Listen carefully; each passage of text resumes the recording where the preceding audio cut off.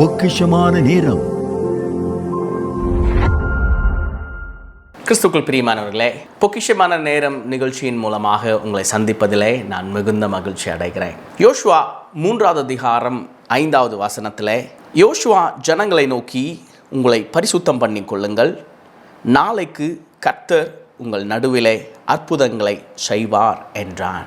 நம்முடைய வாழ்க்கையில் சில நேரங்களில் நம்முடைய வாழ்க்கையில் கர்த்தர் அற்புதத்தை செய்து விட மாட்டாரா என்ற ஒரு ஏக்கத்தோடு, ஒரு எதிர்பார்ப்போடு நாம் பார்த்து கொண்டிருக்கும்போது, நாம் எதிர்பார்க்கிற அற்புதம் நம்முடைய வாழ்க்கையிலே நடக்காதது போலவே ஒரு சூழ்நிலை காணப்படுகிறது.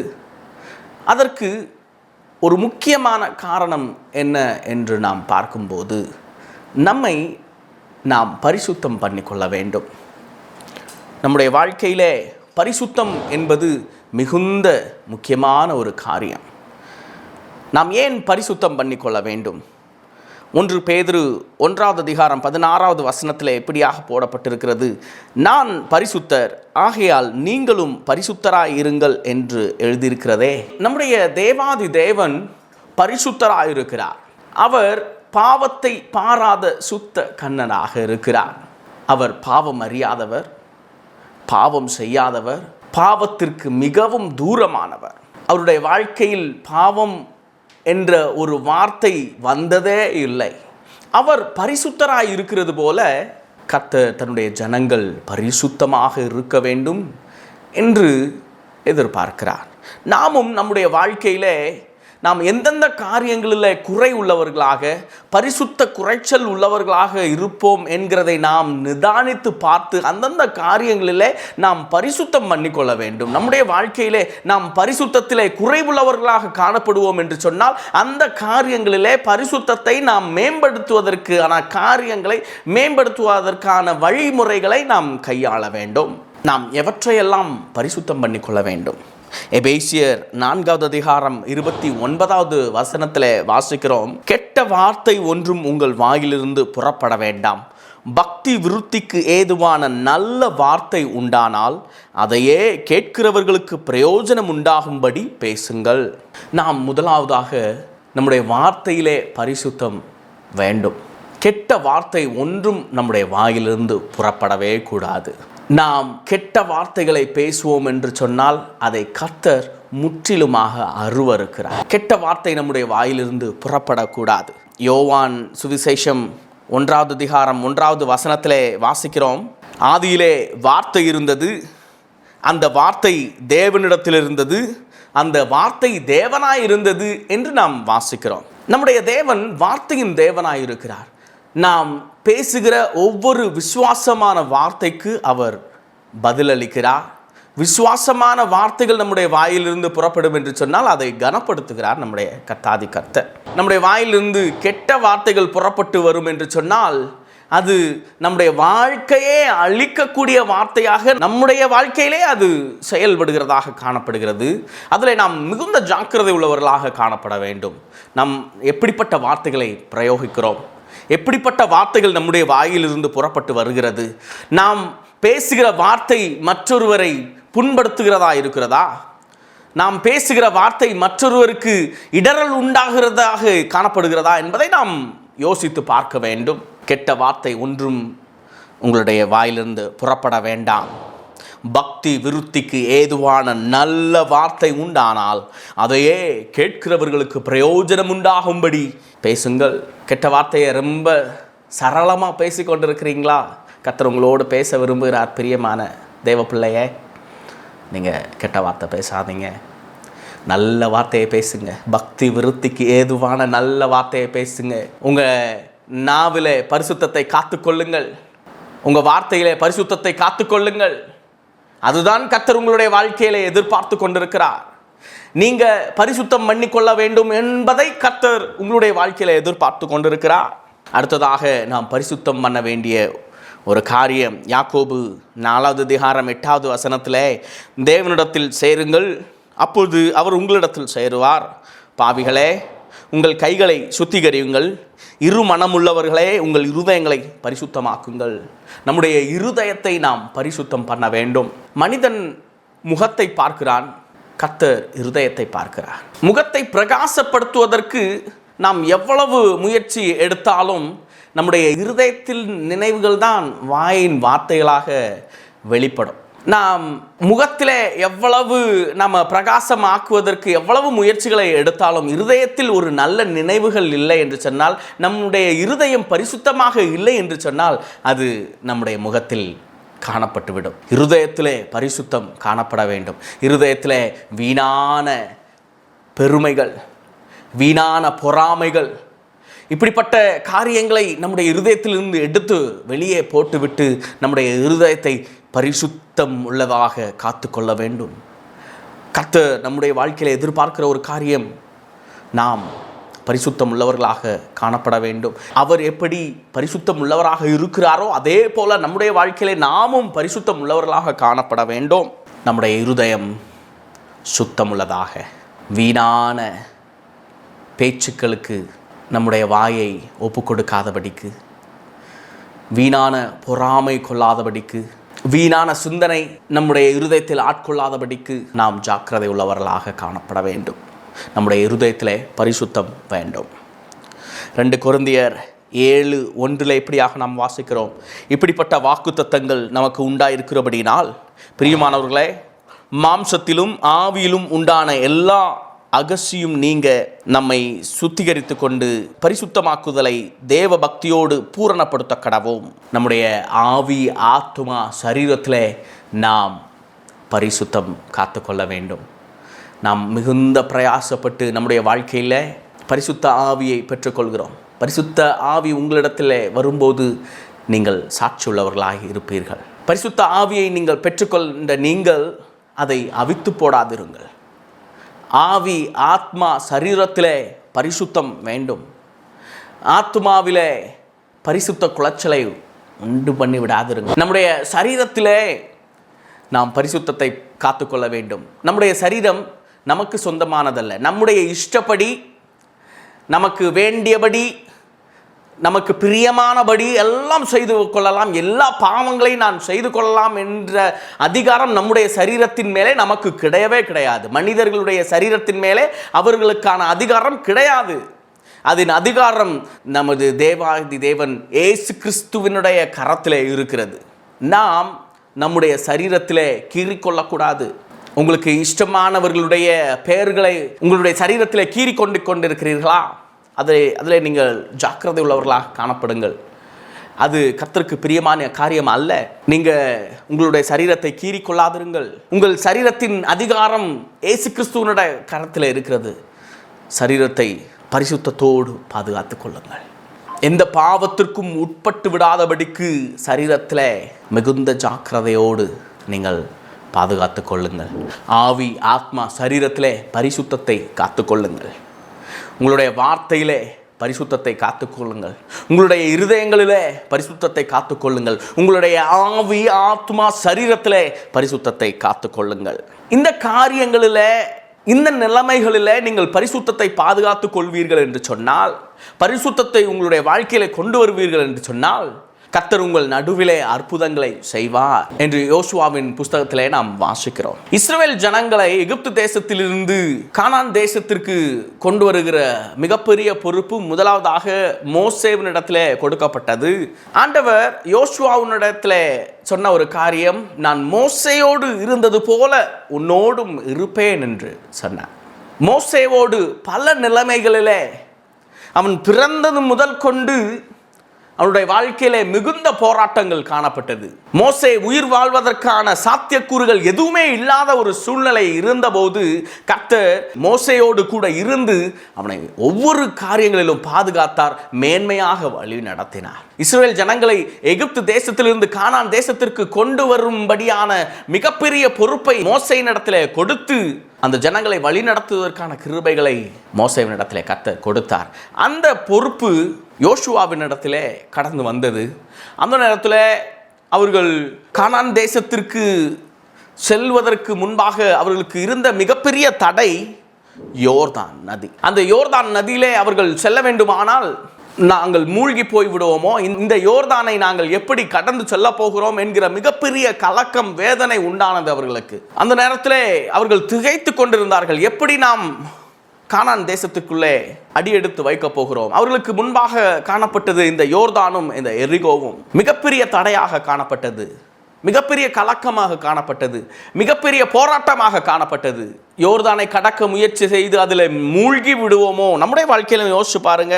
சில காரியங்கள் யோர்தானை போல தான் நம்முடைய வாழ்க்கையில முன்பாக மிகப்பெரிய தடையாக வந்து நிற்கிறது. இந்த யோர்தானை நான் எப்படி தாண்டுவேன் என்கிற ஒரு மிகப்பெரிய கேள்வியாக காணப்படுகிறது. அதை நாம் எப்படி கடந்து செல்ல போகிறோம்? அதற்கான சாத்தியக்கூறு என்ன? யோர்தானை கடப்பதற்கான சாத்தியக்கூறு என்ன? இந்த நாட்களில் நாம் ஆறுகளை தாண்ட வேண்டும் என்று சொன்னால் நமக்கு பலவிதமான காரியங்கள் இருக்கிறது. ஆனால் அந்த நாட்களில் அப்படிப்பட்ட காரியங்கள் இல்லை. நாம் இந்த நாட்களில் கப்பல்களையோ போட் அப்படிப்பட்ட காரியங்கள் இப்பொழுது காணப்படுகிறது போல அந்த நாட்களில் இல்லை. யோர்தானை கடக்க வேண்டும் என்று சொன்னால் அது மிகுந்த கஷ்டமான ஒரு காரியம். அத்தனை ஜனங்களும் யோர்தானை கடந்து செல்ல வேண்டும். இஸ்ரேல் ஜனங்கள் யாவரும் யோர்தானை கடந்து செல்ல வேண்டும். அவர்களுக்கு முன்பாக அது மிகப்பெரிய தடையாக காணப்பட்டது.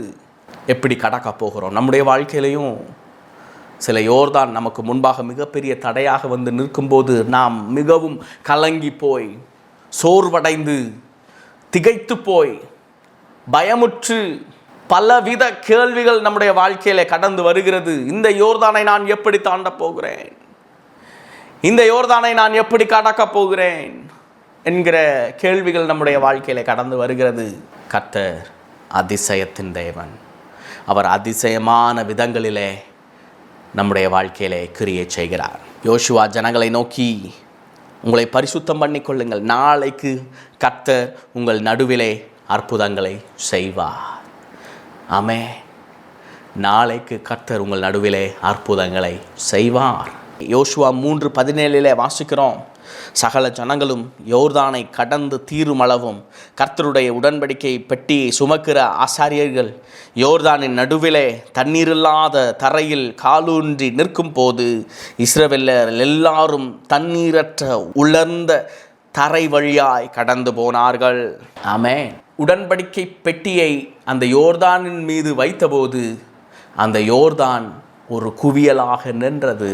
அங்கே இஸ்ரவேல் ஜனங்கள் தரை வழியாய் நடந்து போகத்தக்கதான வழியை கர்த்தர் அங்கே உண்டு பண்ணினார். உங்களுக்கு விரோதமாக காணப்பட்டு கொண்டிருக்கிற யோர்தானை கர்த்தர் ஒரு குவியலாக ஒரு புறமாக நிறுத்தி வைத்துவிட்டு நீங்கள் போவதற்கு ஒரு நல்ல வழியை கர்த்தர் உண்டு பண்ணுவார். கர்த்தர் உங்கள் நடுவிலே அற்புதங்களை செய்வார். நீங்கள் எதிர்பார்க்காத, நீங்கள் யோசித்து கூட பார்க்காத நிலைமையிலே கர்த்தர் உங்களுடைய வாழ்க்கையிலே அற்புதங்களை செய்வார். ஆனால் அந்த அற்புதத்தை நீங்கள் பெற வேண்டும் என்று சொன்னால், அதிசயமான விதத்திலே கர்த்தர் உங்களுடைய வாழ்க்கையிலே கிரியை செய்ய வேண்டும் என்று சொன்னால், நீங்கள் செய்ய வேண்டிய முக்கியமான காரியம், உங்களை நீங்கள் பரிசுத்தம் பண்ணிக்கொள்ளுங்கள். உங்களை நீங்கள் பரிசுத்தம் பண்ணிக்கொள்ளுங்கள். பரிசுத்தமில்லாத ஜீவியம் ஜீவித்து கொண்டு பரிசுத்தம் என்றால் என்ன என்று கேள்வி கேட்கிற நிலைமையிலே வாழ்ந்து கொண்டு என் வாழ்க்கையில ஒரு அற்புதமும் நடக்கலை, ஆண்டவரே இல்லை, கடவுள் என்ற ஒருவரே இல்லை என்று நீங்கள் நினைப்பீர்கள் என்று சொன்னால் அது எவ்வளவு வேதனைக்குரிய காரியம். கர்த்தர் எதிர்பார்க்கிற பரிசுத்தத்தை நீங்கள் உங்களுடைய வாழ்க்கையில செய்து பாருங்கள். பரிசுத்தம் பண்ணிக்கொள்ளுங்கள். அப்பொழுது கர்த்தர் உங்கள் நடுவிலே அற்புதங்களை செய்வார். இந்த யோர்தானை கடக்கும்படியாக கர்த்தர் வழியை உண்டு பண்ணினார். அந்த வழியிலே இஸ்ரவேல் ஜனங்கள் எல்லாரும் தண்ணீரற்ற உலர்ந்த தரை வழியாய் கடந்து போனார்கள். உங்களுடைய வாழ்க்கையிலும் இருக்கிற யோர்தானை கர்த்தர் ஒதுக்கி வைத்துவிட்டு தண்ணீர் அற்ற தரை வழியை உண்டு பண்ணுவார்.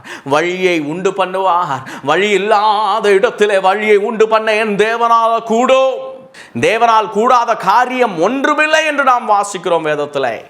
அவரால் உண்டு பண்ண முடியாத வழி என்பது இல்லை பிரியமானவர்களே. அவர் ஆச்சரிய விதமாக வழியை உண்டு பண்ணுவார். உங்களை கடலின் மீது நடக்க பண்ணுவார். நீங்கள் செய்ய வேண்டிய ஒரு காரியம், கடலில் நடக்கும்போது பேதுருவை போல நீங்கள் பின்னிட்டு திரும்பி பார்ப்பீர்கள் என்று சொன்னால் அந்த நேரத்தில் நீங்கள் மூழ்க வேண்டிய சூழ்நிலை வரும். ஆனாலும் கர்த்தர் உங்களை அப்படியே விட்டு விடுகிற தேவன் அல்ல, உங்களை மீட்டெடுக்கிற தேவன். ஆமென், ஹல்லேலூயா. ஒருவேளை நீங்கள் மூழ்கி போகிற சூழ்நிலையில் காணப்பட்டு கொண்டிருந்தாலும் உங்களை மூழ்க விட போகிறது இல்லை. நீங்கள் கர்த்தருக்கு நேராக திரும்பி வாருங்கள். நீங்கள் சும்மா திரும்பி பழைய எகிப்தையே திரும்பி பார்த்து கொண்டிருக்கிறாதீங்க. எகிப்தின் காரியங்களையே திரும்ப பார்த்து கொண்டிருக்காதீங்க. நீங்கள் கானானை நோக்கி பாருங்கள், நீங்கள் மூழ்காதிருப்பீர்கள். உங்களுக்கு ஒரு தரை வழியை கர்த்தர் உண்டு பண்ணுவார். அடுத்ததாக இந்த இஸ்ரவேல் ஜனங்களுக்கு இருந்த மிகப்பெரிய தடை எரிகோ கோட்டை. எரிகோ கோட்டை என்பது மிக பெரிய கோட்டை. அந்த கோட்டையை தகர்க்க வேண்டும் என்று சொன்னால் ஏதோ சாதாரண சுத்தியலினால, சாதாரண எக்விப்மெண்ட்னால அதை உடைத்து விட முடியுமா என்று சொன்னால் அது கூடாத காரியம். மனிதர்கள் சேர்ந்து அதை இடித்து போட முடியுமா? அவர்கள் இடத்துல இருந்த சின்ன சின்ன ஆயுதங்களை கொண்டு அந்த எரிகோவை இடித்து போட முடியுமா? எரிகோ எப்படிப்பட்ட மதில் என்று நாம் பார்க்கும்போது ராகாபினுடைய வீடு அந்த எரிகோ மதில் மேலே இருந்தது. பாருங்கள், அப்போ அந்த மதில் எவ்வளவு பெரியதாக இருந்திருக்கும் என்பதை நீங்கள் சிந்தித்துக் கொள்ள வேண்டும். மிகப்பெரிய கோட்டை.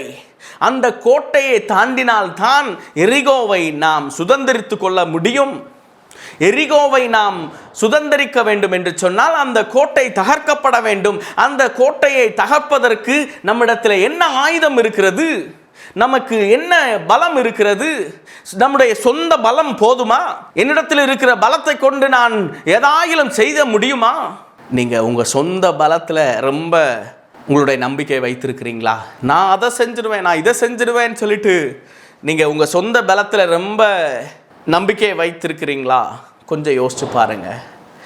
இந்த இஸ்ரேல் ஜனங்கள் தங்களுடைய சொந்த பலத்தை வைத்து அந்த எரிகோவை இடிக்க முற்பட்டிருப்பார்கள் என்று சொன்னால் அவர்களுக்கு கிடைத்திருக்க வேண்டிய ஒரு காரியம் என்ன என்று சொன்னால் தோல்வியைத்தான் அவர்கள் தழுவியிருப்பார்கள். அந்த முயற்சி தோல்வியில் தான் முடிந்திருக்கும். ஆனால் அவர்கள் கர்த்தரின் வார்த்தைக்கு கீழ்ப்படிந்து அவர்கள் செய்த ஒரு காரியம் என்ன என்று சொன்னால் எக்காலங்களை ஊதுகையில் ஜனங்கள் ஆர்ப்பரித்தார்கள். எக்கால சத்தத்தை ஜனங்கள் கேட்டு மகா ஆரவாரத்தோட முழங்குகையில் அலங்கம் இடிந்து விழுந்தது. உடனே ஜனங்கள் அவரவர் தங்களுக்கு நேராக பட்டணத்தில் ஏறி பட்டணத்தை பிடித்து, ஆமென், ஹல்லேலூயா. அங்கே அந்த இஸ்ரேல் ஜனங்கள் செய்த ஒரு காரியம், 7 நாள் 7 முறை அந்த மதிலை துதியின் சத்தத்தோடு, துதியின் ஆரவாரத்தோடு, காலங்களை ஊதிக்கொண்டு ஆர்ப்பரித்து கொண்டு எக்கால சத்தத்தை ஜனங்கள் கேட்டு மகா ஆரவாரத்தோட முழங்குகையில் அலங்கம் இடிந்து விழுந்தது. உங்களுக்கு முன்பாக இருக்கிற எரிகோ கோட்டையை கர்த்தர் இடிந்து விழப்பண்ணுவார். உங்களுக்கு முன்பாக எவ்வளவு பெரிய எரிகோ மதில் மலை போல நின்று கொண்டிருந்தாலும் அதை உடைத்தெறிகிற கர்த்தர் நம்மோடு கூட இருக்கிறார். அதை உடைத்தெறிய தேவனால கூடும். பிரியமானவர்களே, அவர் பராக்கிரமம் உள்ளவராக இருக்கிறார். அவர் மிக பராக்கிரமம் உள்ளவராக இருக்கிறார். அவரை நாம் நம்முடைய இருதயத்தில் சுமந்து கொண்டு அவருக்காக நாம் பரிசுத்தம் பண்ணிக்கொண்டு நாம் ஒரு துதியின் சத்தத்தோடு, துதியின் முழக்கத்தோடு நாம் எக்காலங்களை ஊதிக்கொண்டு நாம் எரிகோ கோட்டைக்கு முன்பாக நாம் கடந்து வருவோம் என்று சொன்னால் கர்த்தர் நம்முடைய வாழ்க்கையில் இருக்கிற எவ்வளவு பெரிய எரிகோ கோட்டையாக இருந்தாலும் அதை தகர்த்து எரிய அவரால் கூடும். உங்களுக்கு முன்பாக இருக்கிற எரிகோ கோட்டையை இடிந்து விழச் செய்ய என் தேவனால் கூடும். பிரியமானவர்களே, என் தேவனால் கூடும். கர்த்தர் உங்கள் நடுவிலே அற்புதங்களை செய்வார். கர்த்தர் உங்கள் நடுவிலே அற்புதங்களை செய்வார். கர்த்தர் உங்கள் நடுவிலே அதிசயங்களை செய்வார். உன்னை அதிசயங்களை காண பண்ணுவேன் என்று வாக்குரைத்த தேவன் அவர் பொய்யுரையாத தேவன். பிரியமானவர்களே, அவர் பொய்யுரையாத தேவன். அவர் உண்மையை மாத்திரமே பேசுகிறவர். வாக்கு பண்ணினார் என்று சொன்னால், உங்கள் வாழ்க்கையிலே ஒரு வாக்கு தத்தம் கொடுத்திருப்பார் என்று சொன்னால் அதை செய்து முடிக்கிற வரைக்கும் அவர் உண்மை உள்ளவராயிருக்கிறார். ஒருவேளை அதனுடைய பாதைகள் வித்தியாசமாக உங்களுக்கு காணப்படும். எனக்கு கிடைத்த வாக்கு தத்தமும் நான் அனுபவித்துக் கொண்டிருக்கிற காரியங்களுக்கும் சம்பந்தம் இல்லை என்கிற ஒரு கேள்வி உங்களுக்கு கடந்து வரலாம். ஆனால் கர்த்தர் உங்களுடைய வாழ்க்கையிலே கிரியை செய்து கொண்டிருக்கிறார். யோசேப்பினுடைய வாழ்க்கையிலே அவனுக்கு கிடைத்த தரிசனம் ஒன்று, ஆனால் அவன் பட்ட பாடுகள் ஒன்று. குழியிலே தள்ளப்பட்டான், எகிப்திற்கு விற்கப்பட்டான், சிறையிலே தள்ளப்பட்டான். ஆனால் கர்த்தர் ஒரு மிகப்பெரிய திட்டத்தை யோசேப்பினுடைய வாழ்க்கையில வைத்திருந்தது போல கர்த்தர் உங்களுடைய வாழ்க்கையிலும் மிகப்பெரிய திட்டத்தை வைத்திருக்கிறார். நீங்க கர்த்தருக்கு முன்பாக பரிசுத்தம் பண்ணிக்கொள்ளுங்கள், உங்க வார்த்தையிலே பரிசுத்தம் பண்ணிக்கொள்ளுங்கள், உங்களுடைய இருதயத்திலே பரிசுத்தம் பண்ணிக்கொள்ளுங்கள், ஆவி ஆத்மா சரீரத்திலே பரிசுத்தம் பண்ணிக்கொள்ளுங்கள். அப்பொழுது கர்த்தர் உங்களுடைய வாழ்க்கையிலே உங்கள் நடுவிலே அற்புதங்களை செய்வார். நாளைய தினத்தை குறித்து ரொம்ப கவலைப்படாதீங்க. நாளைய தினத்தை குறித்து ரொம்ப பெருமை பாராட்டுறீங்க. நம்முடைய வேதத்தில் நாம் வாசிக்கிறபடி நாளைய தினத்தை குறித்து செய்யக்கூடாத காரியங்கள் என்ன அப்படின்னு நம்ம பார்க்கும்போது, நாளைய தினத்தை குறித்து ரொம்ப பெருமை பாராட்டக்கூடாது, நாளைய தினத்தை குறித்து நம்ம கவலைப்படக்கூடாது. நாளைய தினத்தை குறித்து நம்ம ரொம்ப கவலைப்பட்டு கொண்டிருக்கிறோமா? நாளைய தினம் என்று நாம் யோசிக்கும் போது பொதுவாக ஜனங்கள் என்ன செய்வார்கள் என்று சொன்னால், 10 வருஷம் 15 வருஷத்துக்கு அப்புறமாக நடக்க போகிற காரியங்களை இன்றைக்கே யோசித்து கொண்டிருப்பார்கள். அதை பற்றி ரொம்ப கலங்கி கொண்டிருப்பார்கள். நாளைய தினத்தை குறித்து ரொம்ப கவலைப்பட்டு கொண்டிருக்கிறீங்களா? பிரியமானவர்களே, கவலைப்படாதீங்க. ஆண்டவர் கையில் ஒப்பு கொடுத்துருங்க. ஆண்டவரை மட்டும் விசுவாசிங்க. ஆண்டவர் கரத்தில் நீங்கள் முழுவதுமாக ஒப்பு கொடுப்பீர்கள் என்று சொன்னால் அவர் பார்த்து கொள்வார். அவர் உங்கள் நடுவில் அற்புதங்களை செய்வார். அவர் அற்புதத்தின் தேவன் அல்லவா? இந்த அற்புதத்தை செய்ய அவர் உண்மை உள்ளவராக இருக்கிறாரே. விசுவாசத்தோடு பரிசுத்தத்தோடு அவரை தொழுது கொள்ளுங்கள். கர்த்தர் உங்கள் நடுவிலே அற்புதங்களை செய்வார். எனக்கு அருமையான பிரியமானவர்களே, எனக்கு அருமையான தேவ ஜனமே, உங்களுக்காக நான் ஜெபிக்கிறேன். உங்களுடைய தேவை எதுவாக இருந்தாலும், உங்களுடைய கலக்கம் எதுவாக இருந்தாலும், உங்களுடைய பயம் எதுவாக இருந்தாலும் நீங்கள் கர்த்தருடைய கரத்தில் ஒப்பு கொடுத்துருங்க. அவர் எல்லாவற்றையும் பார்த்து கொள்வார். அவர் யெகோவா ஈரே, யெகோவா ஈரே எல்லாவற்றையும் பார்த்து கொள்வார். அவரால் கூடாத காரியம் ஒன்றுமில்லை, என் தேவனால் கூடாத காரியம் ஒன்றுமில்லை என்று நாம் வேதத்தில் வாசிக்கிறோம். அதுபோல் அவரால் கூடாத காரியம் ஒன்றுமில்லை. உங்களுடைய முழு விசுவாசத்தையும் தேவனிடத்தில் வைங்க. முழு விசுவாசத்தையும் இயேசு கிறிஸ்துவின் மேலே வைங்க. அவர் எல்லாவற்றையும் பார்த்து கொள்வார். உங்களுக்காக ஜெபிக்கிறேன். எங்கள் அன்பின் பரலோக தகப்பனே, இதை பார்த்து கொண்டிருக்கிற யாராக இருந்தாலும் அவருடைய வாழ்க்கையிலே காணப்பட்டு கொண்டிருக்கிற கலக்கங்களை, வேதனைகளை கற்று நீங்கள் எடுத்து போட வேண்டுமா ஜெபிக்கிற தகப்பனே. பயங்களை எடுத்து போடுங்க ஆண்டவரே. தேவைகளை கற்று நீங்கள் சந்திக்க வேண்டுமா ஜெபிக்கிறேன். கர்த்தர் உங்கள் நடுவிலே அற்புதங்களை செய்வார் என்ற வார்த்தைக்கு ஏற்ப அவருடைய வாழ்க்கையிலே கர்த்தர் அதிசயங்களை செய்ய வேண்டுமா ஜெபிக்கிறேன். எப்படிப்பட்ட யோர்தானாக இருந்தாலும் அதை கடந்து செல்வதற்கு தரை வழியை கர்த்தர் உண்டு பண்ண கூடுமானால் ஆண்டவரே, அவர்களுடைய வாழ்க்கையிலும் உம்மால கூடும் கர்த்தாவே. மிகப்பெரிய அற்புதத்தை அவருடைய வாழ்க்கையில பார்க்கும்படியான கிருபைகளை கர்த்தர் நீங்க செய்ய வேண்டுமா ஜெபிக்கிறேன். எரிகோ கோட்டையை தகர்த்து விட வேண்டுமா ஜெபிக்கிறேன் தகப்பனே. எப்படிப்பட்ட எரிகோவாக இருந்தாலும், தடை மதில் போல இருந்தாலும் அந்த தடையை உடைத்து ஆண்டவரே பெரிய காரியங்களை செய்யும்படியாக, அற்புதங்களை செய்யும்படியாக கேட்கிறோம் கர்த்தாவே. உம்முடைய சமூகத்திலே காத்து கொண்டிருக்கிறார்களே, அவருடைய வாழ்க்கையிலே கர்த்தர் நீங்கள் நன்மையை செய்ய வேண்டுமா ஜெபிக்கிறேன் தகப்பனே. இயேசுவின் மூலம் ஜெபம் கேளுங்க நல்ல பிதாவே. ஆமென், ஆமென். பிரியமானவர்களே, பொக்கிஷமான நேரம் என்ற டிஜிட்டல் மேகசின் இருக்கிறது. ஸ்க்ரீனில் தெரிகிற நம்பருக்கு நீங்கள் டிஜிட்டல் மேகசின் என்று நீங்கள் மெசேஜ் பண்ணுவீங்கள் என்று சொன்னால் அந்த டிஜிட்டல் மேகசினை உங்களுக்கு இலவசமாக கொடுப்பதற்கு நாங்கள் வாஞ்சியாக இருக்கிறோம். உங்களுடைய ஜெப தேவைகள் எதுவாக இருந்தாலும் எங்களிடத்தில் தெரியப்படுத்துங்கள். நாங்கள் உங்களுக்காக ஜெபிக்க வாஞ்சியோடு காத்து கொண்டிருக்கிறோம். கர்த்தர் பெரிய காரியங்களை செய்வாராக. Amen. God bless you. Our address, Pastor Jabakani Selvaraj, Church of God, Old number 14/4, New number 24, 1st Street, Ponnangipuram, Nungambakkam, Chennai 34, Tamil Nadu. For more details and your prayer request, cell phone 9003921 767.